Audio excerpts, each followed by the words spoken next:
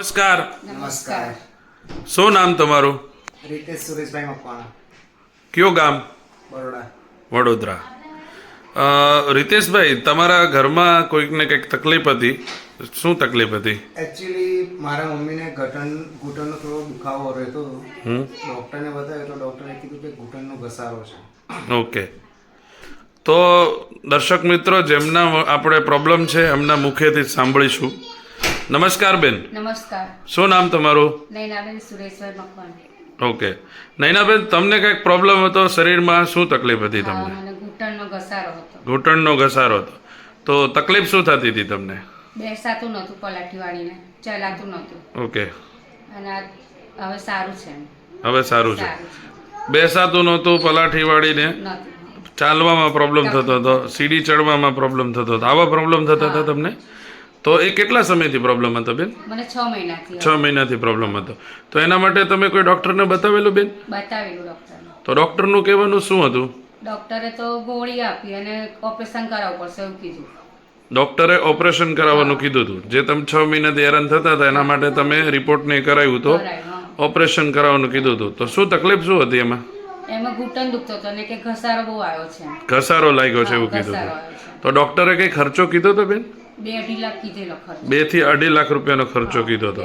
તો તમે ઓપરેશન કરાવી નાખ્યું? ના, ઓપરેશન તમારે કરાવવું નથી. નથી કરાવવું. તો અત્યારે તો તમને સંપૂર્ણપણે સારું થઈ ગયું છે. સારું છે. તો એ થયું તમને શેનાથી સારું બેન? આ દવાથી વિડીયો જોયો એમાં દવા મંગાવી સુરતથી, હા. એનાથી સારું છે મને. અચ્છા, દવા મંગાવી સુરતથી, એનાથી અત્યારે તમને સારું છે. સારું થઈ ગયું. ઓકે. તો એ દવાનો કોર્સ તમે કેટલા સમય કર્યો છે બેન? 1.5 મહિનો થયો છે હજુ. 1.5 મહિનાનો કર્યો છે. 1.5 મહિનો. હવે દવા તમે જ્યાં સુધી લીધી, 1.5 મહિના સુધી લીધી, એ સમય દરમિયાન તમને કોઈ શરીરની અંદર કોઈ આડઅસર કે એવું કંઈ? ના, બિલકુલ નહીં. બિલકુલ નહીં. તો એ અમારા દર્શક મિત્રોને તમે જરા બતાવશો કઈ દવા લીધેલી છે?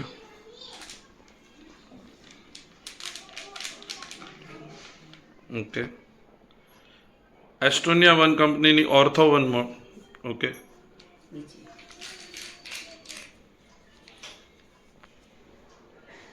એસ્ટોનિયા 1 કંપનીની કેલ્મેક ડી. એસ્ટોનિયા 1 કંપનીની જોઈન્ટ ફ્લેક્સર. આ 3 દવાનો કોર્સ બેન કેટલો કર્યો છે તમે? 1.5 મહિનો. 1.5 મહિનો કર્યો છે. આ 1.5 મહિનાની અંદર જે તમે 6 મહિનાથી હેરાન થતા હતા એમાં એનો અત્યારે કોઈ પ્રોબ્લેમ ખરો? ના. જે તમે કીધું કે ચાલવા, ઉઠવા, બેસવામાં તમને જે પ્રોબ્લેમ થતો હતો એમાં એનો અત્યારે કોઈ પણ જાતનો કોઈ પ્રોબ્લેમ નથી. સારું છે. તો આ દવા લેવાથી તમે ખુશ છો બેન? હા, ખુશ છું. તો તમે આ દવાને લઈને લોકોને શું સંદેશો દેવા માંગો છો? મારો તો લોકોને એક જ કહેવાનો ઉદ્દેશ છે કે આ દવાથી મારા મધરને 1.5 મહિનામાં સંપૂર્ણ રાહત થઈ ગઈ છે. જે એમને ચાલવામાં, ઉઠવામાં, બેસવામાં તકલીફ થતી હતી એનાથી અત્યારે સંપૂર્ણ રાહત છે. અત્યારે સંપૂર્ણ રાહત સંપૂર્ણ છે. રાહત છે. તો મારે એક જ વસ્તુ કહેવી છે કે જો આજે મેં 2.5 લાખ રૂપિયા ખર્ચીને મમ્મીને ઓપરેશન કરાવ્યું હોત તો પણ કદાચ આટલું સારું ના હોત જે આ દવાથી છે. મતલબ આ તમારો આ દવા યુઝ કરીને જે તમારો આત્મવિશ્વાસ બોલે છે ટૂંકમાં, સાચી વાત છે. આ રિઝલ્ટ જે એટલું તમને બેસ્ટ મળ્યું છે, સારું છે. ઘણી રાહત છે. ઘણી રાહત છે. મતલબ સંપૂર્ણપણે અત્યારે તમારા મમ્મીને કમ્પ્લીટ થઈ ગયું છે. ઓકે. તો ઇન્ટરવ્યૂ આપવા બદલ તમારો ખૂબ ખૂબ ધન્યવાદ.